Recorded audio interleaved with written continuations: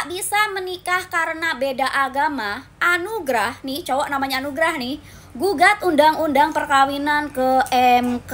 Buset kata gua. Cowok kalau udah mau semau itu, say, ya. Segitu diperjuangin loh cintanya, sampai undang-undang aturan negara aja ya diterabas selama dia sampai komplain gitu. Pokoknya dia kagak mau tahu, dia pengen nikah sama pujaan hatinya meskipun beda agama. Noh kan ya. Gua kata juga apa, buat cewek-cewek melek nih, lu lihat nih. Cowok kalau udah mau semau itu, cowok kalau udah kagak mau sekagak mau entu. Jadi buat lu pada yang kemarin diputusin dengan alasan beda keyakinan ya, itu mah alasannya dia aja, bisa-bisanya dia aja ya. Itu mah bukan beda keyakinan agama atau apa. Yang ada lu nya yakin banget, dia nya yang kagak yakin, makanya diputusin gitu. Nih, lu lihat nih buktinya nih. Si Anugrah nih ya, cowok ter-effort 2025. Kita nobatkan nih, cowok ter-effort 2025. Anugrah ini bener-bener anugerah buat ceweknya ya. Terlepas apapun nanti hasilnya, gua rasa ceweknya hatinya lagi luluh lantak nih. Lagi meleleh banget gua rasa lihat perjuangan pacaran sampai sebegininya nih. Haji Manaf yang ternyata dulunya adalah mantan seorang jaksa. Belakangan ini tengah viral karena adu mulut dan debat dengan Kang Deddy Mulyadi perihal membangun bangunan liar di atas tanah negara. Haji Manaf ini meraih keuntungan setiap tahunnya ratusan juta dari bangunan yang ia sewakan kepada orang lain di atas tanah negara. Gara-gara bisnisnya ini ketahuan dan diacak-acak oleh Gubernur Jawa Barat yaitu Kang Deddy Mulyadi, Haji Manaf ini kemarin sempat adu mulut dan ngotot pas debat dengan Kang Deddy Mulyadi. Dari satu bangunan yang ia sewakan kepada orang lain, Haji Manaf ini meraih keuntungan satu bangunan itu ada yang 70 juta bahkan 90 juta. Bayangkan kalau ada 5 bangunan, berapa ratus juta yang ia hasilkan setiap tahun. Karena hal inilah Kang Deddy Mulyadi siap untuk menuntut Haji Manaf. Menurut kalian gimana guys? Coba komen. Guys, tahu nggak Haji Manaf sekarang ada temennya? Temennya itu sangat senior banget dan juga berpangkat, dia ngaku Intel. Biar berhadapan dengan KDM saya nggak apa-apa. Emang saya takut itu. Masih warga Karawang. Karena ini salah satu yang mengaku Intel itu, dia salah satu orang yang menolak bangunan liarnya dibongkar sama KDM. Dan dia menyebutkan katanya berani berdebat sama KDM kapanpun waktunya. Katanya, dah bapak ini ya mantan Intel selama 17 tahun katanya ngakunya gitu kan. Berani berdebat sama bapak KDM. Kalau memang Anda pernah menjadi Intel selama belasan tahun, terus kenapa bangunan liar ya? Itu kebijakan dari pemerintah. Kenapa Anda pengen banget melanggarnya gitu loh? Apa karena cuannya itu banyak lumayan gitu? Apa emang udah salaman sama bapak Haji Manaf? Temennya ya. Tantangan bongkar bangunan liar semakin besar. Deddy Mulyadi turunkan TNI dan polisi. Zaman udah makin edan. Ternyata dari penelusuran KDM, sepanjang aliran sungai PJT yang ada di Karawang, banyak sekali tanah yang sudah berpindah tangan. Terlebih ketika akan ditertibkan, sebagian dari mereka malah menuntut kompensasi. Hal ini bikin Deddy Mulyadi akan bertindak tegas dengan menurunkan pasukan TNI dan polisi sebagai pengamanan. Dibangun kontrakan bertingkat. Di mana? Di sebelah sana, Pak. Udah nggak ada aliran, nggak ada. Di tanah PJT. Tanah PJT. Ada rumah bertingkat. Iya. Punya siapa? Warga. Ada warga. Bangun rumah. Iya. Enggak mau siapin mau pensiunan apapun ya, kita mau ngomong objektif aja. Dia punya sertifikat? Enggak, emang dia mengakui tanah PJT, Pak. Haji juga itu? Haji. Oh, Bapak Haji. Iya. Ini Bapak Haji pensiunan ini juga yang satu lagi punya rumah. Punya kontrakan. Banyak. Di atas aliran sungai. tanah PJT. Negara. Tingginya 2 lantai. 2 lantai. Iya. Jumlah kontrakannya 16. Banyak. Ada 16 kontrakannya. Harga kontrakannya 600 paling murah per bulan. Pak Hajinya ada? Ya ada, Pak. Mengakui. Terus? Nah, cuma tantangannya apa? Beda. Nah, kan apakah ada kompensasi? Nah, itu, Pak. Ya, kita kan nggak mungkin ngasih kompensasi rumah yang 2 lantai, Pak. Semuanya ke sana kontrakan, Pak. Ya kita mah sesuai aturan aja. Oh, ada toko. Nah, begini, perasaan teh bukan terbalik. Dia bangun di tanah PJT, kemudian dikomersialisasikan. Dia dapat untung tiap bulan. Apa nggak kebalik? Dia harus bayar ke PJT? Ya harusnya. Banyak duit kan beda lagi, Pak. Oh enggak ada urusan banyak duit.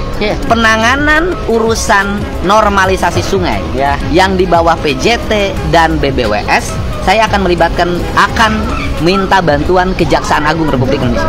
Betul.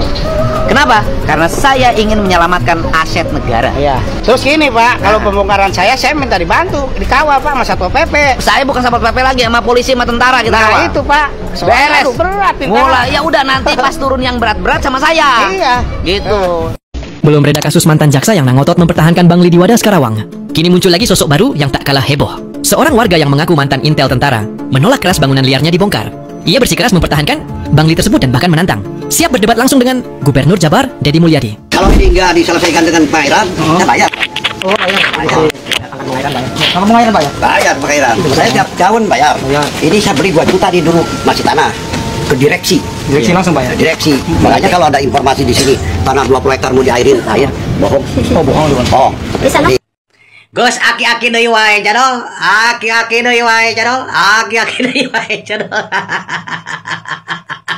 Arek mantan intel sekaligus mantan presiden oge ari kira-kira salah mah jadol teh. Darwena teuing. Komo ieu mantan.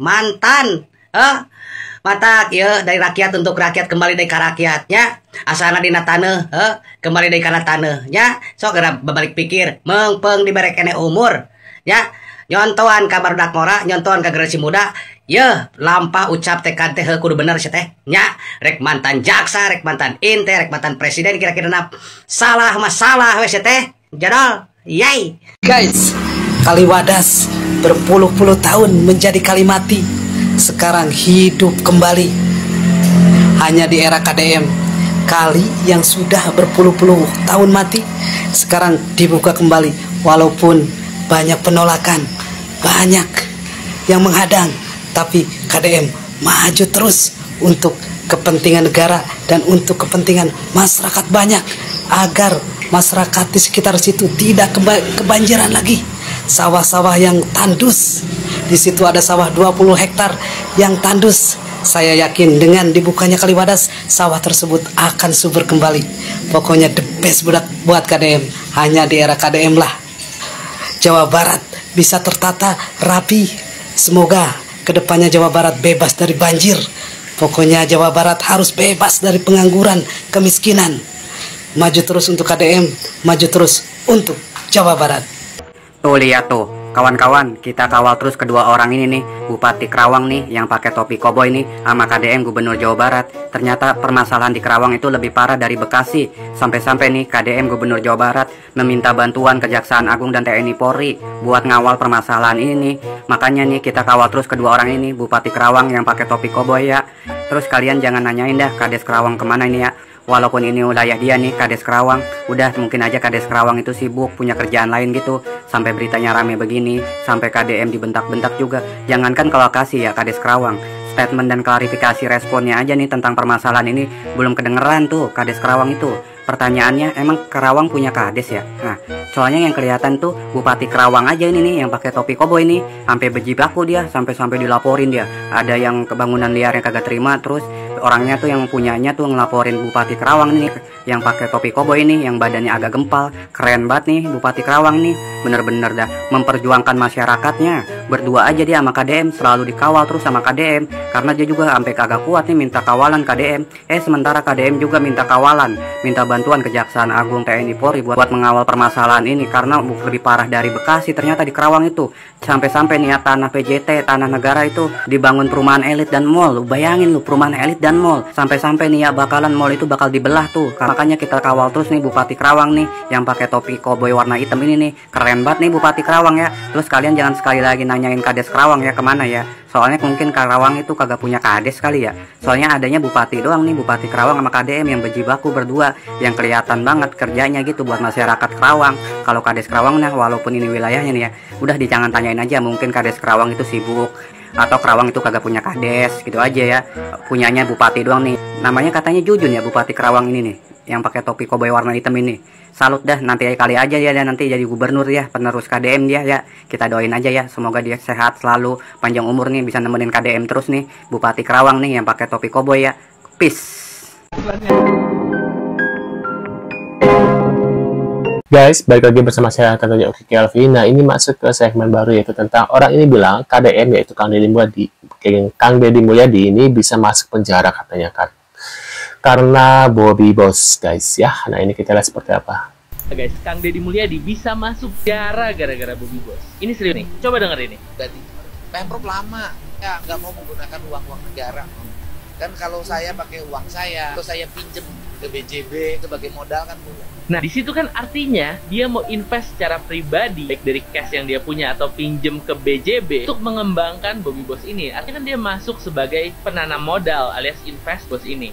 Jadi masalah di video lain tuh ngomong kayak gini nih. Gini, seluruh jajaran pemerintah Provinsi Jawa Barat depan menggunakan bahan bakar nabati hingga APBD-nya efisien. Ya kan Kang Deddy ini berencana Pemprov Jabar belanja bahan bakar Bobby Boss ini. APBD nih Pemprov Jabar yang di bawah kendali Gubernur Jawa Barat Deddy Mulyadi, di BBM dari Bobby Boss. Salah satu penanam modalnya adalah Kang Deddy Mulyadi. Ini jelas banget konflik of interest, terlalu gampang dibuktikan reanya kalau dibawa ke KPK. Lihat ini Kang, belum lagi kalau ternyata usahanya terbukti fraud. Waduh. Apa nih aduannya tak digubris Mang Kifli, warga Sukabumi koar-koar protes ke Kang Deddy Mulyadi ini.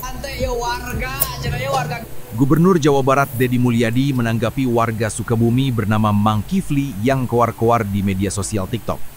Mang Kifli menyuarakan keresahan warga Giri Jaya yang merasa aduannya ke pos pengaduan lembur Pakuan tak kunjung mendapatkan tanggapan.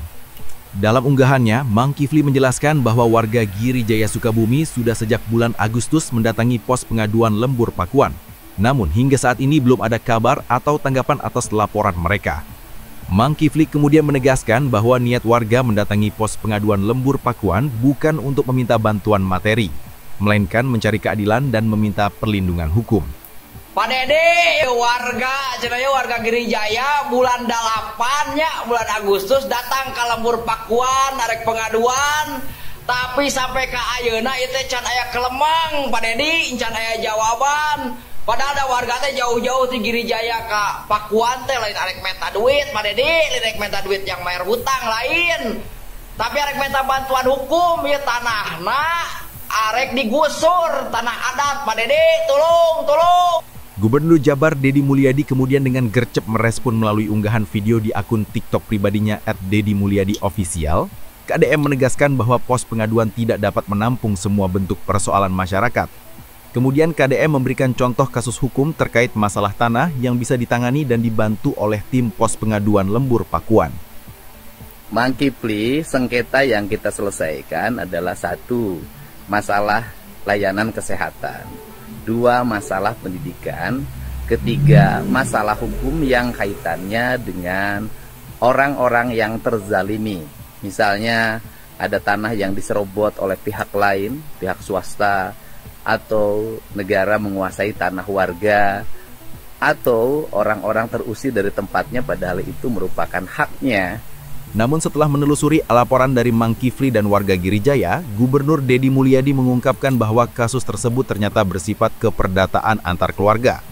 Bahkan sudah melalui proses hukum hingga ke Mahkamah Agung atau MA dan dinyatakan kalah. Karena itu, Gubernur Jabar Deddy Mulyadi menegaskan bahwa pemerintah provinsi tidak dapat mencampuri urusan hukum sesama keluarga. Apalagi kasusnya sudah memiliki keputusan hukum tetap. Setelah saya pelajari, ternyata kasus yang melanda saudara-saudara Mang Kifli itu adalah kasus keperdataan sengketa antar keluarga dan sudah kalah di Mahkamah Agung. Artinya bahwa pemerintah Provinsi Jawa Barat tidak mungkin menangani perkara yang bersifat keperdataan yang itu urusannya sesama keluarga. Tentunya kita menghormati seluruh proses hukum. Tidak semua hal bisa diselesaikan oleh tim pengacara Provinsi Jawa Barat.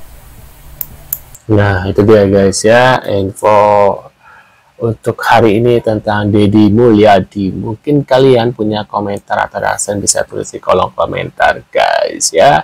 Sekian dulu guys videonya. Kita tentunya akan bertemu kembali. Dan jangan lupa nih, bantu subscribe Uki Kevin supaya kalian gak ketinggalan update terbaru yang lagi viral tentunya guys ya. Dan sampai jumpa di video selanjutnya. See you guys.